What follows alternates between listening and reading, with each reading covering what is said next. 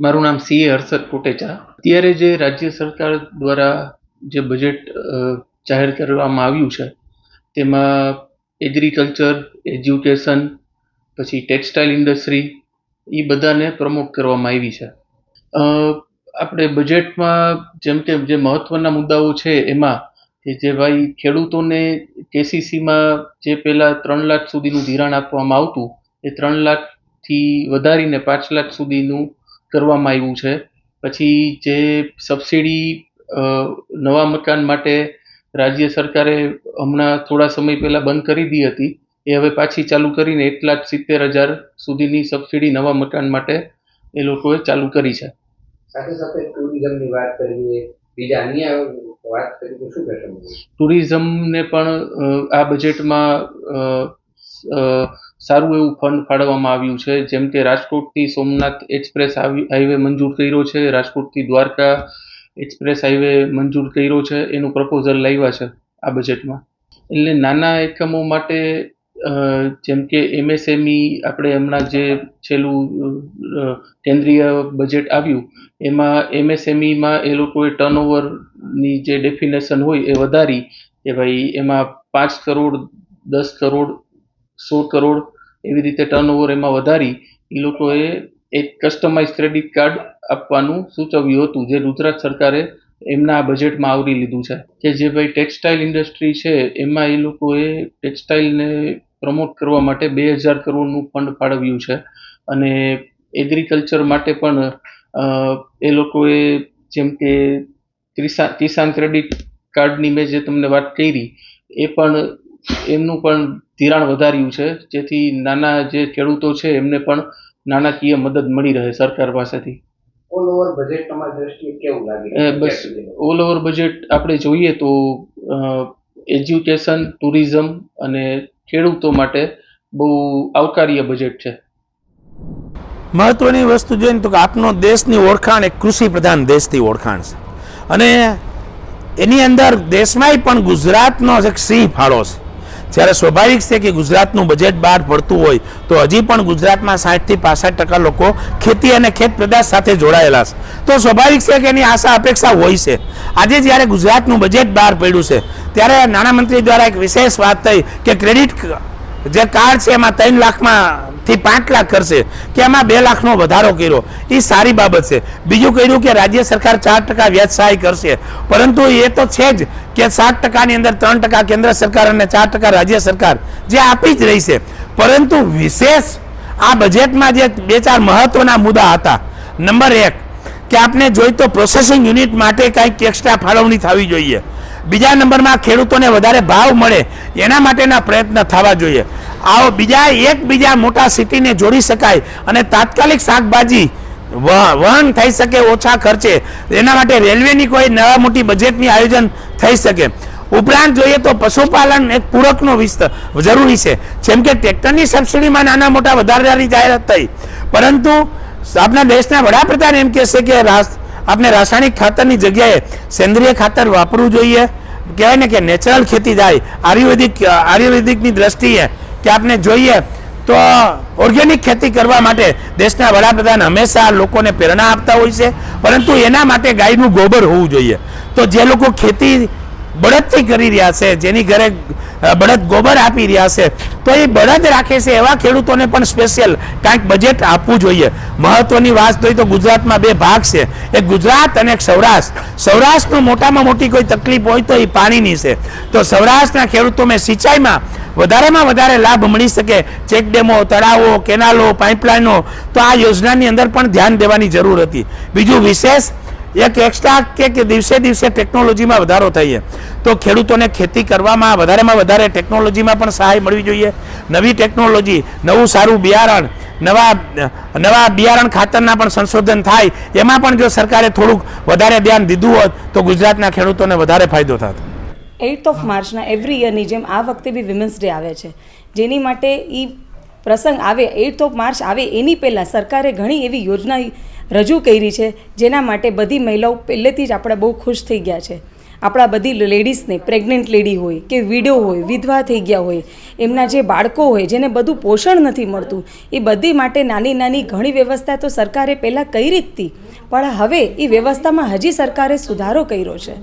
જે રીતે કે ઘણા અમુક બાળકો હોય આમથી આમ ફરતા પણ બિચારાને સરખું પોષણ ના મળતું, એને વ્યવસ્થિત પોષણ મળે છે.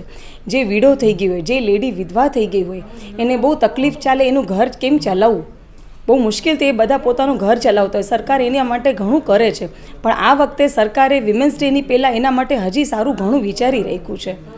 ઘણી લેડીઝ છે સરખી ઘરમાં નથી થઈ શકતું ઇકોનોમિકલી, તો એ લોકો આખો દિવસ ખટની કરે છે, વર્ક કરે છે, વર્ક ફ્રોમ હોમ કરે છે, ક્યાંક ક્યાંક નોકરી કરે છે, જેવી નોકરી મળે એવી નોકરી કરે છે. પણ સરકાર એ બધાની નોકરીઓમાં થોડોક ફાયદો થાય એવી રીતે સરકારે એવી ઘણી બધી યોજના વિચારી છે. અમુકને ડાન્સ કરવા છે કે સિંગિંગ કરવું છે, ડાન્સિંગ કરવું છે કે સિલાઈ કઢાઈનું કામ કરવું છે, પણ એના પાસે એટલો પૈસો નથી કે એ શીખી શકે. શીખવા માટે બી એ લોકોને વિચાર કરવું પડે છે કે ના, અમારા પાસે એટલો પૈસો નથી, પણ સરકાર એની માટે બી ઘણી વ્યવસ્થા લાવી રહી છે. રાજ્ય સરકાર દ્વારા ખૂબ જ મોટી રકમમાં જે બજેટ બહાર પાડવામાં આવ્યું છે, એટલે કે 7,669 કરોડનું જે જંગી બજેટ બહાર પાડવામાં આવ્યું છે. એમ તો ઘણા બધા બજેટ બહાર પાડવામાં આવ્યા જ છે, પણ ખાસ કરીને મહિલાઓના વિકાસ માટે અને બાળકોના સર્વાંગી વિકાસ માટે આ ખૂબ જ મોટી રકમનું બજેટ બહાર પાડવામાં આવ્યું છે. તો દેખીતી રીતે જ સૌ કોઈની અપેક્ષા હશે જ આ બજેટથી. સરકારશ્રીનું આ બજેટ છે એ મહિલાઓના ઉત્કર્ષ માટે જ વપરાવામાં આવવાનું છે. જેમ કે ઘણી બધી સફળ યોજનાઓ છે, મહિલા ગંગા સ્વરૂપા યોજના, ઉજ્જવલા યોજના, ડ્રોન દીદી યોજના, એવી તો અઢળક યોજનાઓ છે જેનો લાભ આપણી આજની બહેનો લઈ રહી છે. એ પછી સબસિડી હોય, લોન હોય કે અલગ અલગ કલા ક્ષેત્રની અંદર એમને કંઈ પણ કરવું હોય આગળ આવીને, તો ખૂબ સરસ પ્લેટફોર્મ પૂરું પાડી રહી છે આપણી રાજ્ય સરકાર. તો સરકારશ્રીનું જે આ બજેટ છે એમાં આ વખતે નવી ઘણી બધી યોજનાઓ ઉમેરવામાં આવી છે. જેમ કે હોસ્ટેલ ફેસિલિટી, મેટ્રો સિટીઝની અંદર એનું બિલ્ડિંગ કન્સ્ટ્રક્શન થશે, જેનો લાભ કરોડો મહિલાઓ લેશે. તો આ એક ખૂબ જ સરસ બજેટ છે. આ સિવાય પણ જે બાળકોના વિકાસ માટે જે બજેટ ફાળવવામાં આવે છે, એને પૂરતું પોષણ મળી રહે, પૂરતું દૂધની જે અછત ન થાય બાળકો માટે, એના પણ કેટલાક પગલાં સરકારશ્રી ખૂબ જ કહેવાય ને કે એકદમ અંગત રીતના પોતે ધ્યાન રાખે છે સરકાર.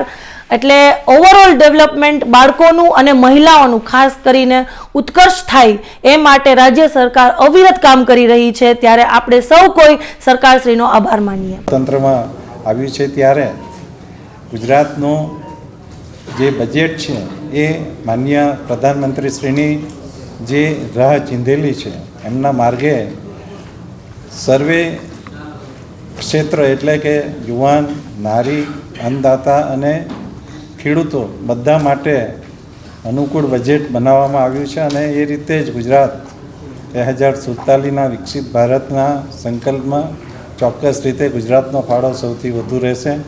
અને એને અનુસંધાને જ ઘણા બધા સુધારાઓ કરવામાં આવ્યા છે.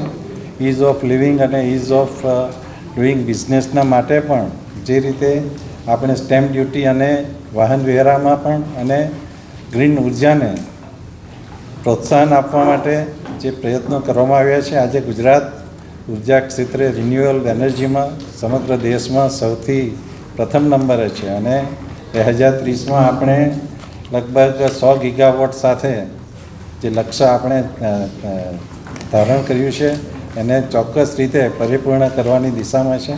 આ બધા પ્રયત્નોને જુદા જુદા વિષયો સાથે સંપૂર્ણ બજેટમાં જોડી લેવામાં આવ્યા છે. અને જે રીતે બજેટનો અમલ કરવામાં આવશે, આપણે ચોક્કસ રીતે જોઈ શકશું કે 2047નું જે લક્ષ્ય છે વિકસિત ભારતનું, એમાં ગુજરાત કેવી રીતે આગળ વધશે એ માટેનો રોડમેપ પણ આપણે ગ્રીટ મારફત તૈયાર કર્યો છે. એસ અપર્ણાજી એના અધ્યક્ષ સ્થાને છે. અને વિકસિત ભારત અને વિકસિત ગુજરાત માટે આ વર્ષે બજેટમાં 50,000 કરોડની 5 વર્ષ માટે જાહેરાત થઈ છે. અને આ વર્ષે એમાં 5,000 કરોડની જે જાહેરાત કરવામાં આવી છે એમાં માળખાકીય સુવિધાઓ અને બીજી બધી સુવિધાઓ સાથે આ વિકસિત ગુજરાતને આગળ વધારવામાં આવશે. 2025-26નું આદરણીય ભૂપેન્દ્રભાઈની સરકાર અને નાણામંત્રી કનુભાઈએ જે બજેટ 25-26માં આપ્યું છે, લગભગ 3,70,000 કરોડ ઉપરનું આ બજેટ એ સર્વાંગી વિકાસ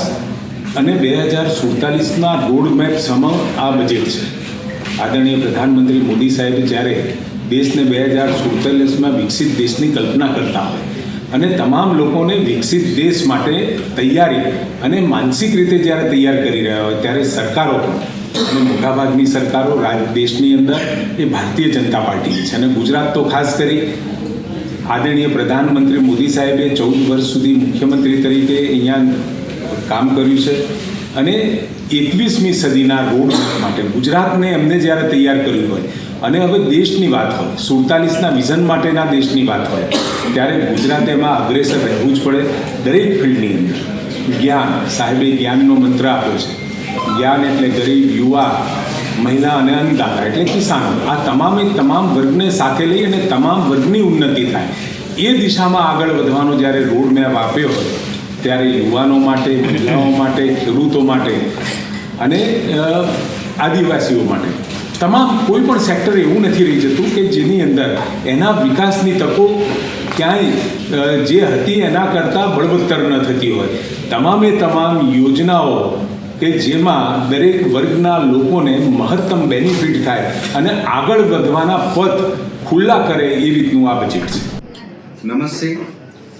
આજ રોજ ગુજરાત સરકાર દ્વારા બજેટ રજૂ કરવામાં આવ્યું છે. માનનીય મુખ્યમંત્રીશ્રીના માર્ગદર્શન નીચે જ્યારે 3,70,250 કરોડ રૂપિયાનું વિકાસશીલ આ બજેટ રજૂ કરવા માટે આદરણીય મુખ્યમંત્રીશ્રીનો હું હૃદયપૂર્વક આભાર વ્યક્ત કરું છું અને એવા જ વડીલ મોરબી અને નાણામંત્રી આદરણીય કનુભાઈ સાહેબનો પણ હું આભાર વ્યક્ત કરું છું, કારણ કે મારા શિક્ષણ વિભાગની અંદર 59,999 કરોડ રૂપિયાનું બજેટ જ્યારે એમણે આપ્યું છે ત્યારે અંત્યોદય સુધી દરેક બાળકને શિક્ષણ પ્રાપ્ત થઈ રહી, ઇન્ફ્રાસ્ટ્રક્ચર, ટેકનોલોજી બધી જ બાબતોમાં આ બજેટ દ્વારા શિક્ષણને ખૂબ મહત્વ આપવામાં આવ્યું છે.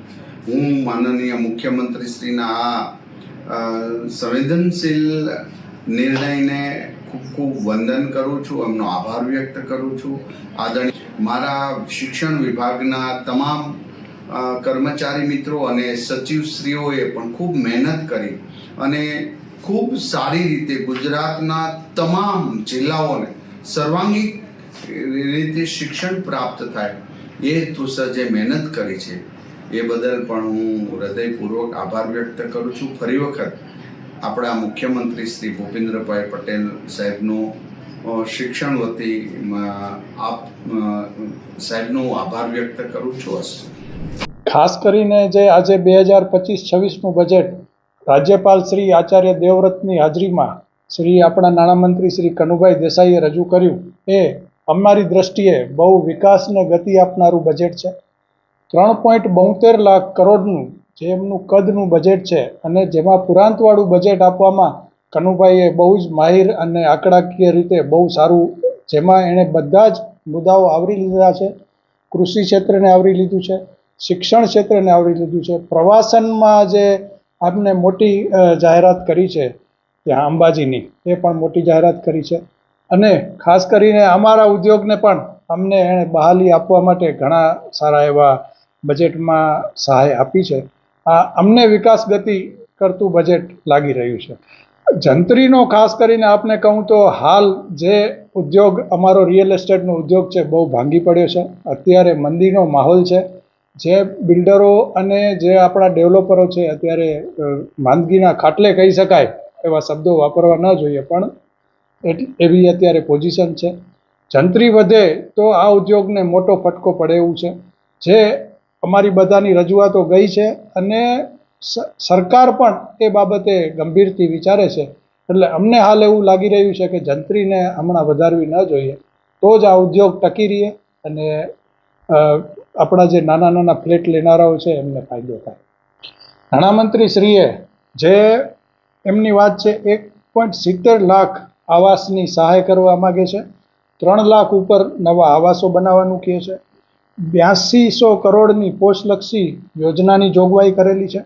200 કરોડની એમની બસેરા યોજના માટે જોગવાઈ કરેલી છે અને ITI અપગ્રેડ કરવા માટે 450 કરોડની જોગવાઈ કરેલી છે. એટલે આમ જુઓ તો સહાયનો ઘણો ભંડાર નાણામંત્રીશ્રીએ આપ્યો છે, જે નાના લોકોને ઘણો ફાયદો કરશે.